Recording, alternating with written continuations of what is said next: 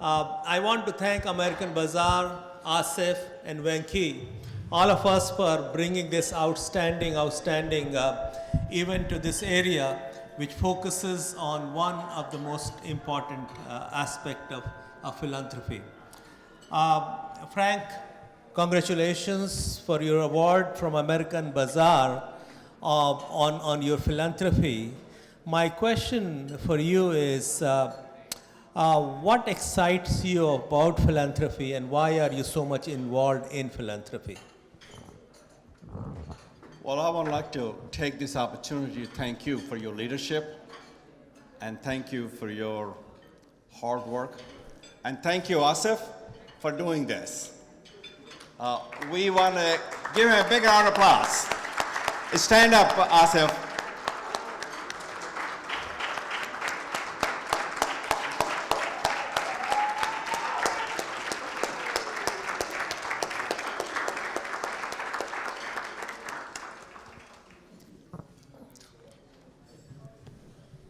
So your questions about the philanthropy. I am a philanthropist, and not a big-time philanthropist. To me, the philanthropist does not necessarily mean the amount you give, but it means how many people you have helped to succeed. I give the philanthropy because I'm always reminded and guided by the words of President John F. Kennedy, who said,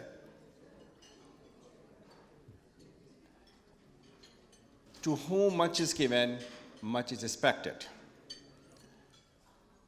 And I gained the financial independence and success in my life because of the help from our friends, from our colleagues, from our business associates. So when I give money to philanthropy, it is an investment. It is the repayment of that loan. And we should all give money to the philanthropists because it's the right thing to do. And by focusing on art and education that our foundation focuses on, I'm hoping that I'm creating the future philanthropist. And there's one fellow who just stood up not too long ago and made a good pitch. Thank you very much for making a good pitch. And my fondest hope and expectation is the investment that I have made in an individual or organization, they will in turn make the investment in others, and that will make my investment sustainable. One of the criteria that I use in investing is to enabling and empowering people who are willing, who help themselves. And so it's a hands up, it's a helping hand, not a handout. Thank you very much. So you are very strategic in your philanthropy. Your core areas are education and art. So within that, I wanted to ask you a question about one of your recent announcements on a major gift. You recently traveled to India with President Obama, and during that trip, you made an announcement of a $2 million gift to Aligarh Muslim University. And during the same trip, you made some other announcements also, all focusing on education. Could you elaborate about why you focus on education and what you're trying to do with these recently announced gifts? So you asked two questions. The first question about the philanthropy to being a strategic philanthropy and why does it play a critical role in education and art. Your second question's about the giving a gift to Aligarh Muslim University. So philanthropy of all forms matters. Strategic philanthropy matters the most because it is a transformative, because it is not a self-centered, it is other-centered. And it is a critical point to transform the people's life and to make a difference and to have impact, positive impact on the people's lives. And the area that I focus on is art and culture. And those two critical areas, I call them a pivot points. which obviously is my book called Pivot Point, which I wrote my second book about a year ago. How do you move America forward in terms of the pivot points? So the education is a pivot point because this is education is an opportunity creator, and it's a powerful equalizer. And especially for the people that you empower the education, those who are underprivileged, who are socially, economically disadvantaged, and giving them a helping hand and giving them ladders of opportunity to succeed.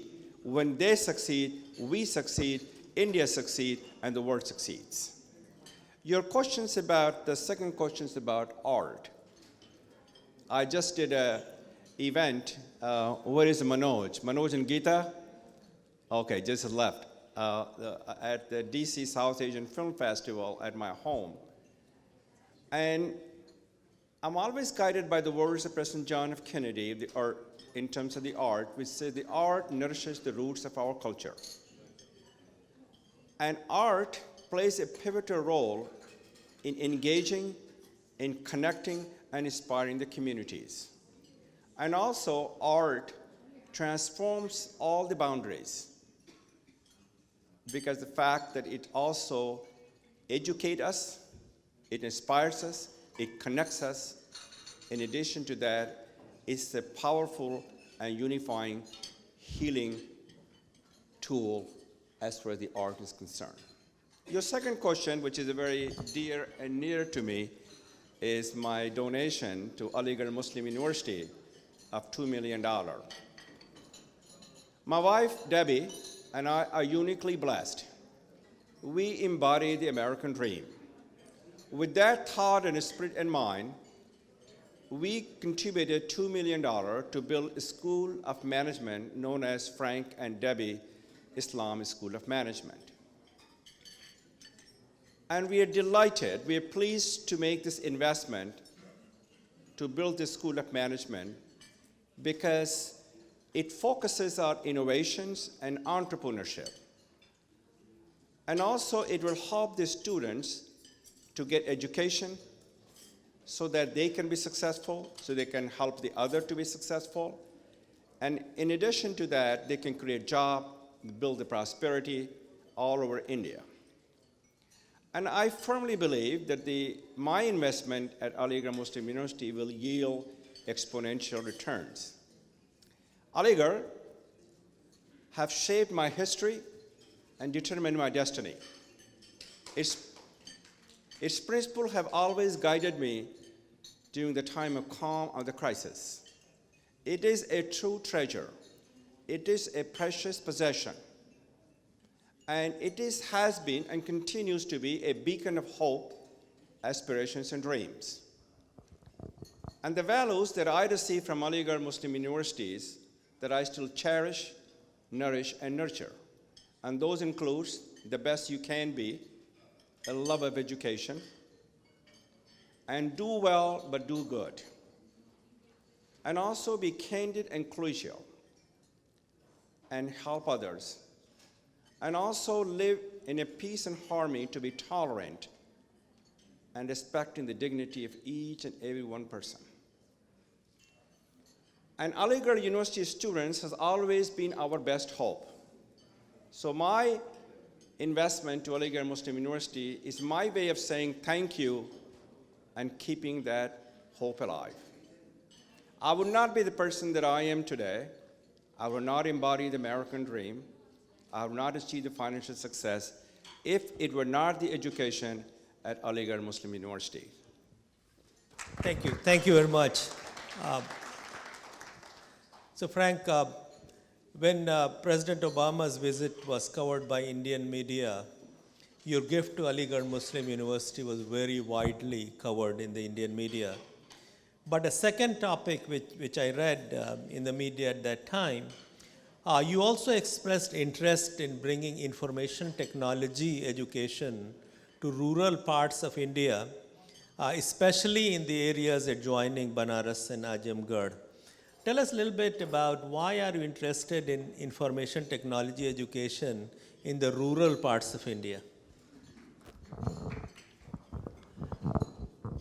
Well, first I wanted to say that the education is a powerful equalizer to get people out of the poverty. Education is the gift that keeps on giving. Education empowers the mind and uplifts the soul. And it is the best investment that we can make to create the next generations of entrepreneurs, leaders, and innovators. So education is also builds the bridges to the future. It creates the opportunities. So especially education empowers the people because the fact that it frees the human mind from the shackles of ignorance. As President Obama once said, and I did go with President Obama to India, I was very fortunate, that the education will be the currency of the 21st century. But it is especially important in terms of education in the rural area in India. It is important in the United States because I have given a lot of, made a contribution to various institutions in the United States, but especially in India, the need is greater, especially for those people who are underprivileged, who are socially, economically disadvantaged. So by enabling them, by empowering them, by giving them economic mobility, they can do the wonders. If they are given the ladders of opportunity to succeed, they will help the others to succeed. Now, as far as your question with regard to Azamgarh and Banaras, as you all know that I am Alligerian, but I left India when I was very young. I was born in Azamgarh and I lived in Varanasi, which is the Prime Minister Modi's constituency. I reminded him, Prime Minister Modi, when I met him at Rashtrapati Bhavan with President Obama, that I belonged to his constituency. He was very pleased. But I did say that you are the Prime Minister of India for all the people, regardless of their caste, creed, religion, race, background, and belief. And it is important for India to recognize that India cannot show, some part of India, some people in India cannot show an ugly face, intolerant face, and not inclusive face of India. India has always been a beacon of hope, of democracy and diversity. Those are the strengths and the values and the qualities that we as an American share with India. However, some of the incident that has occurred in India these days is obviously very troubling to me.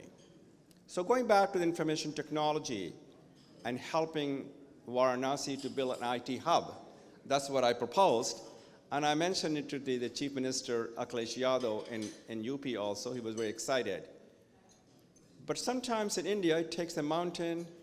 You cannot even move a mountain in India sometimes with bureaucracy. But I'm working on it. It will be my desire, it will be my deepest desire to open an IT hub in the Varanasi Azamgarh corridor so that we can train the 21st century workforce so they can have a job and they can create wealth and build the prosperity. That is really, really exciting. Inclusiveness, technology and education brings inclusiveness, and everyone can experience an opportunity in the growth and prosperity. So my question so far focused on India, but as you know, folks in US have benefited greatly from your generosity as well. So I want to talk to you a little bit about some of your major gifts in right here in the United States. And I want to start with your $1 million gift to US Institute of Peace. Why are you interested in peace, and why US Institute for Peace? So first I will answer the question with regard to the US Institute of Peace. If you have not visited US Institute of Peace, you should visit it. It's one of the most powerful buildings in our nation's capital. So, and the second question is my investment in education institution in the United States, in addition to India. US Institute of Peace, I subscribe to their vision, their mission, their goals and objective. And their mission is to prevent nonviolent conflict and the mitigations of the conflict. In addition to that, U.S. Institute of Peace is engaged, involved in transitioning the democracy, especially to the peaceful democracy and stable democracy all over the world, especially in Afghanistan as well as in Iraq, and to some extent in Pakistan. Not that Pakistan is not a democracy, but obviously there are some elements in Pakistan that I know of probably does not subscribe to democratic values. So I always believe in their missions, in their goals and objectives, because it's aligned with my own personal values. So that's the first reason. The second reason is my faith. I'm a Muslim, and every religion, and including the Islam faith, is for the peace and justice for all. Another reason for investing in the U.S. Institute of Peace is that each and every one of us in this world are created of a God, creations of God on this earth. And we have the just people doing the just things. So I firmly believe that investing in the U.S. Institute of Peace is a just thing to do. Your second question with regard to my investment in various universities in the United States. I'm on the board of trustees of many, many universities in the United States. I've invested and given a scholarship program, endowed the scholarship program as the chair at the University of Colorado, as well as at American University, University of Maryland, Johns Hopkins University. I just endowed the scholarship at the Marymount University, because I do believe that it's important for us to invest in education institutions in the United States, but the need is greater in India. As you know, Sanjay, you were the vice president of Montgomery College, and thank you for your leadership. And you have been the beneficiary of our kindness and generosity, because we have invested in Montgomery College by giving some amount of money, and hence you have named a symposia, and this symposia is known as Frank Islam Athenian Symposia. So thank you for your generosity to various educational institutions in India, in India and United States. And among all your gifts, certainly to me, your gift to Montgomery College is very dear and near to my heart. That helped us establish a Frank Islam Athenaeum Symposia that has brought over the last 3 years more than 35 or 40 nationally and internationally known speakers to Montgomery College. Montgomery College is a community college with 60,000 students. Most of our students are first generation minority students. They do not have access to these kind of speakers without your generosity. So your generosity has brought Lily Ledbetter, Arun Gandhi, Mahatma Gandhi's grandson, among your friend Dr. Akbar Ahmed from American University. And you spoke twice on your book. I remember the first book, The Pivot Points, how to make America work again. A certain presidential candidate has just changed the word work to great. You know who I'm talking about. Can you tell us a little bit more about your involvement in Montgomery College, which is a community college? How do you see them different in terms of workforce development? And tell us a little bit about your book, How to Make America Work Again. People don't seem to realize that everybody cannot go to higher education, because obviously it's affordability and accessibility. But in order for us in America to be the greatest manufacturing hub, which creates about 22% of GDP in this country, we need the community colleges, because they are the pivot points for this, for not only for America, for all over the world to learn the trades and the tools and acquire a 2-year degree so they could also work in the manufacturing as well as some other parts. We do not need a scientists and engineers to work everywhere. We need technicians also. And that's what Montgomery College produces. And thank you for what you do for Montgomery College. This is a great college, and we are so proud of that, associated with Montgomery College. I bet you, what was your second question? Second question was, tell us a little bit about your book, How to Make America Work Again. There's a certain presidential candidate, he's saying how to make America great again. But I think you had the right idea. Let America work again. Greatness will follow. Well, his slogan, which is the Donald Trump, who's a great businessman, he's a presidential candidate, he's a loudmouth demagogue. He does not represent the face of America. He has only 2 things that he has said. Build a wall between Mexico and the United States. And the second thing that I heard him say about the business, that everything that's coming from China, you got to stop it. So these are the 2 points that he has made. It doesn't seem to be workable for me, but he's doing very well in the poll, and that tells you a little bit about America engagement into the politics. But let me tell you one thing. We should all be engaged in politics because politics creates a common cause. Politics can change the landscape of the world and landscape of America, because if you engage in politics, you have a seat at the table, you have a voice. You're not on the menu, but you have a seat on the table. And also, each and every day, our policy that our congressional as well as the politicians are embarked on it, it affects our lives every day.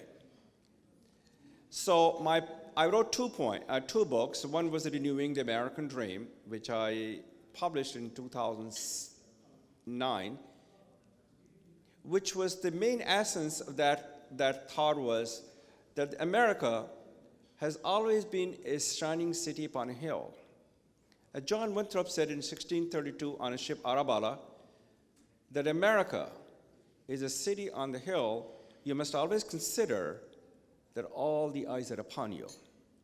Indeed, my story can only happen in America because America's generosity, America's inclusiveness, America's openness, and these are the strengths and the values of America that all of us can proudly and truly embrace. So when I wrote this book, I felt very strongly that we need to make sure that we who realize the American dream is giving back to our country, but not only that, we come up with the policies and plans and procedures so that we can tap upon and harness the resources of the small business and entrepreneurs who are the engine of this economy to take America forward. My second point about the pivot point. And the pivot point, the idea came from President Obama, who always talked about the pivot to Asia and pivot to many other things. So that's what my book, and it talks about the first one, how do you realize and renew the America and American dream, and how do you transform the America and American dream? And the second was, how do you move America forward by tapping upon the resources of small business, by building the middle class, by taking income inequality and justice in America, and also by creating the manufacturing hub. We have always been the best in terms of manufacturing, and we can do better, faster, and cheaper. And that was my theme was, and that's enhanced. When I wrote this paper, President Obama embraced it. And as you know, that he talked about manufacturing. As a result, the Congress, this administration has invested billions and billions of dollars to have the manufacturing hub.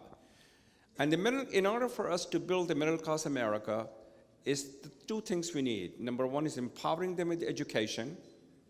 And number 2 is to make sure we can create the manufacturing job. And hence, in order to make the education affordable, accessible, so that our children can learn the trade and to be part of the 21st century. And that's where comes the community college, and that's what the President talked about, making it free, the community colleges. I hope the Congress passes the bill. Thank you very much. Let's thank Mr. Islam once again.